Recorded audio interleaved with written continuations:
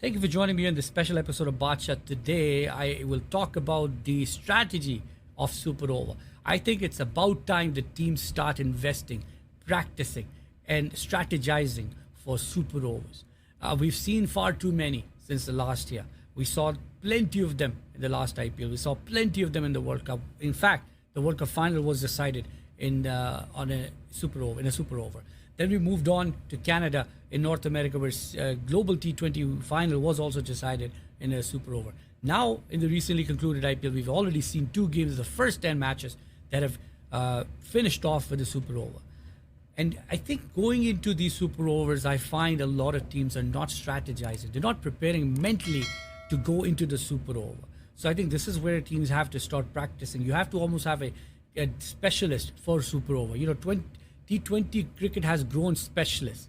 T10 cricket is growing specialists of the certain game, the way they approach their game. I think there has to be those six balls have to be strategized.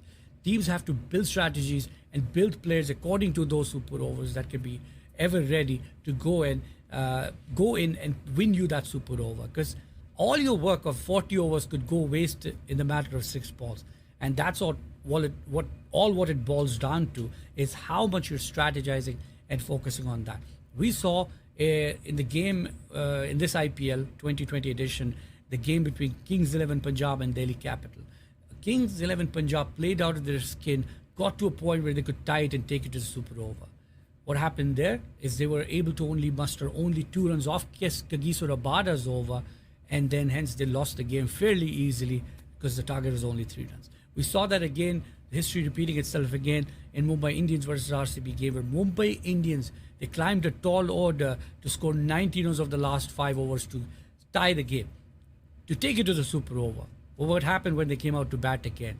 Well-settled batsmen, dehydrated or whatever the case may have been, could only give them a target of 8 runs to RCB, which was an absolutely nothing sort of a target. 7 runs off 6 balls, where RCB was able to get that off the last ball with 2 boundaries, and that was the end of the story, and RCB won the game.